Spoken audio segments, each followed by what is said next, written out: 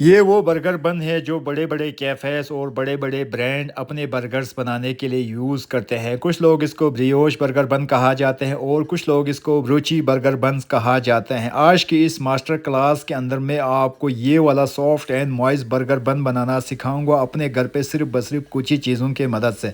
अस्सलाम वालेकुम and welcome to our basic baking vlog. आज मेरे बहुत सारे व्यूवर्स का बार बार कमेंट्स आ रहा था, शेफ़ आप हमें घर पे बर्गर बन बनाना सिखा दें और कम क्वांटिटी में भी बनाना सिखा दें। इसको बनाने के लिए सबसे पहले किसी भी ड्राई बाउल के अंदर हमें इंस्टेंट ईस्ट यहाँ पे रिक्वायर्ड होगा तकरीबन 6 ग्राम के करीब, जो तकरीबन 1 टीस्पून के करीब होगा। और साथ ही हमें शुगर रिक्वायर्ड होगा। शुगर आपने घर का नॉर्मल कस्टर्ड शुगर ही लेना है। इसकी क्वान्टिटी की बात करूँ ये तकरीबन 30 ग्राम के करीब होगा, यानी 2.5 टेबल स्पून के करीब शुगर एंड इंस्टेंट ईस्ट डालने के बाद ये वाला जो बर्गर बन बेस जो बनेगा ये दूध का ही बनेगा। तो यहाँ पे हम दूध ले रहे हैं तकरीबन 150 ग्राम के करीब, ठीक है जी, यानी आधा कप से थोड़ा सा ज़्यादा आपको दूध चाहिए होगा। दूध आपने रूम टेम्परेचर वाला ही लेना है।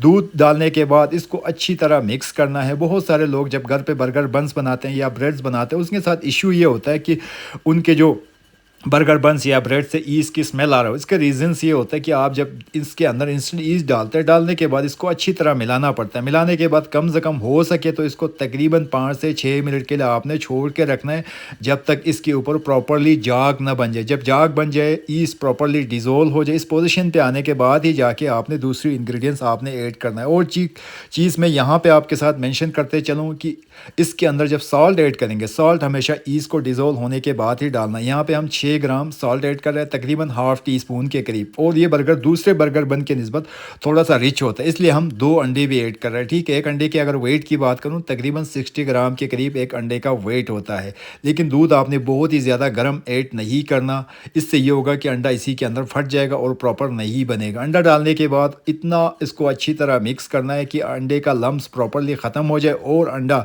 इसी मिक्सचर के साथ प्रॉपरली डिज़ोल्व हो जाए। अगर आपको अंडों से एलर्जी है तो आप यहाँ पे 1/4 कप के करीब बटर मिल्क भी आप ले सकते हैं या आप योगर्ट भी ले सकते हैं। सेम रिज़ल्ट और सेम टेस्ट आएगा। जो मेरी बहुत सारी वेजिटेरियन फैमिली है जो बार बार ये कह रहे थे कि आप हमें एगलेस बनाएं, ठीक है, तो आप इसको एगलेस भी कर सकते हैं, डजन मैटर। और साथ ही हमें यहाँ पे फ्लावर रिक्वायर्ड होगा, मैदा रिक्वायर्ड होगा 300 ग्राम, ठीक है जी। मैदा हमेशा आपने स्विप करके छान के डालना है जिसके अंदर गुठली ना हो, इससे आपका डो परफेक्ट और अच्छा बनेगा। ये बेकिंग के लिए ज़रूरी और इम्पॉर्टेंट है। इसके बाद हाथों की मदद से इसको अच्छी तरह गूंदना है। अच्छा, दूसरा जो ब्रेड गूंदते हैं या बर्गर बन्स गूंदते हैं इससे थोड़ा सा ये डिफरेंट होगा, ये थोड़ा सा रिच और थोड़ा सा डेंसी होगा जब आप गूंद रहे होंगे। लेकिन दूसरा वाला बहुत ही ज़्यादा सॉफ्ट होता है, इसके अंदर और पानी ऐड करने की ज़रूरत नहीं है। वो क्यों नहीं है आगे चल के मैं आपको बताऊँगा, आपने वीडियो को लास्ट तक देखना है, जब भी जाके आपके समझ में आ जाएगा। इसके बाद इसको इतना हो सके सॉफ्ट डो गूंदना है। ये सारे इंग्रेडिएंट्स को अच्छी तरह हाथों की मदद से मिक्स करेंगे। बहुत सारे मुझे बार बार लोग ये कह रहे थे शेफ़ आप हाथों से गूंदना सिखा दें। ये वाली वीडियो मैं कोशिश कर रहा हूँ कम क्वांटिटी में भी बना दूँ और हाथों की मदद से बना के भी दिखा दूँगा, और इंशाल्लाह हाथों से भी आपका परफेक्ट और अच्छा रिजल्ट आएगा। ऐसा नहीं है कि आप मशीन से गूंदेंगे तो परफेक्ट आएगा, नहीं तो नहीं आएगा। इसके बाद इस पोजीशन पे आने के बाद ये थोड़ा सा डेंसी है, देखें मेरे हाथ पे भी चिपक रहा है, लेकिन ये परफेक्टली डन अभी नहीं हुआ, 70% ये डन हो चुका है। इसके बाद इसको क्लिंग फाइल करके रखें, कम से कम आधा घंटे के लिए अपनी किसी भी मॉइस्ट जगह पे रखना है। यहाँ पे आधा घंटे के लिए मैंने इसको छोड़ के रखा था तो ये थोड़ा सा सॉफ्ट हो चुका है। अच्छा जी, बहुत सारे जो बर्गर बन्स होते हैं, ब्रेड्स होते हैं, उनके अंदर हम ऑयल ऐड करते हैं, लेकिन ये थोड़ा सा चेंज है, ठीक है जी। ब्रोज बन के अंदर यहाँ पे बटर ऐड होगा, उसकी क्वान्टिटी भी थोड़ा सा ज़्यादा, आप किसी भी ब्रांड का ले सकते हैं। ये तकरीबन 60 ग्राम यानी 1/4 कप के करीब।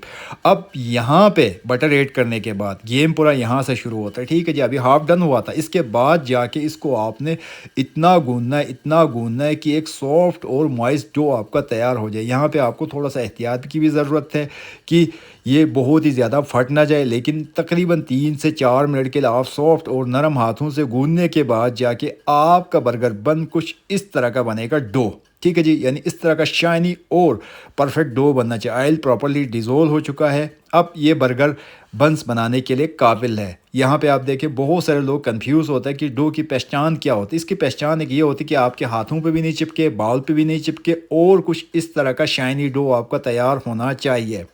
अच्छा, बर्गर की वेट की बात करूं, मोस्टली हम लोग तो 110 ग्राम के करीब रखते हैं, और ये ब्रियोश बर्गर बन का जो स्टाइल भी होता है ये तकरीबन 100 टू 110 तक इनफ है, ठीक है। लेकिन अगर आप इससे छोटे साइज़ का बनाना चाहते हैं, बड़े साइज़ का बनाना चाहते हैं, ये आपके ऊपर डिपेंड करता है। इस तरह का आपने 6 हिस्सों में कट करना है। कट करने के बाद यहाँ पे एक चीज़ का आपको ख़ास ख़्याल रखने की ज़रूरत है, हाथों की मदद से इसको जितना हो सके अच्छी तरह मोल्डिंग यानी पेजिंग करना है। पेजिंग करने के बाद इसके नीचे से आप देखें तो ये प्रॉपर्ली लॉक होना चाहिए। यहाँ पे आप देखें तो मेरे पास जो बर्गर बन के रिंग्स है, ये तकरीबन 4x4 है। इसको मैंने चारों तरफ बटर से ग्रीस किया है। आप चाहें तो बटर से या घी से ग्रीस कर सकते हैं, लेकिन ऑयल से ग्रीस ना करें, ऑयल से ये चिपक जाते हैं।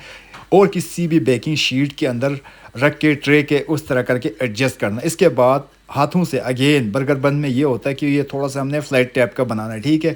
अगर आप ऐसे प्रेस नहीं करेंगे तो इसके अंदर एयर रह जाते हैं, जिसकी वजह से आपका बर्गर बन का जो शेप होगा वो परफेक्ट नहीं आएगा, ठीक है। जितना हो सके इसको आपने परफेक्ट करके हाथों से प्रेस करके बिल्कुल आपने चपाती की तरह फ्लैट करना है। जितना आप फ्लैट करेंगे बर्गर बन आपका अच्छा और परफेक्ट बनेगा।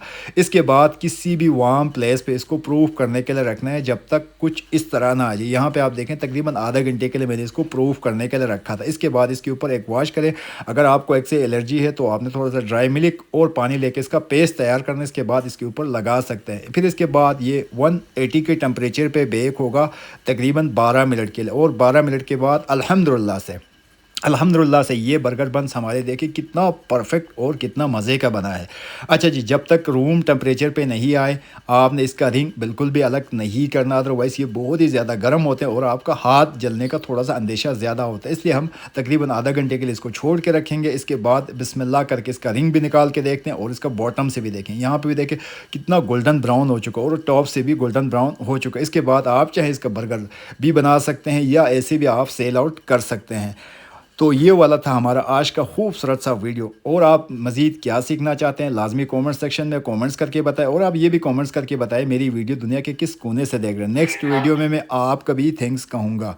उम्मीद है आज का बेकिंग का ट्यूटोरियल पसंद आए होंगे। वीडियो अच्छी लगी तो अपनी तमाम उन फ्रेंड्स एंड फैमिलीज़ के साथ अपनी व्हाट्सएप ग्रुप में शेयर करें जिनको बेकिंग पसंद है या जिनको बेकिंग की क्लासेस पसंद है। और आखिर में सबसे एक ही बात बोले, सब्सक्राइब एंड सब्सक्राइब।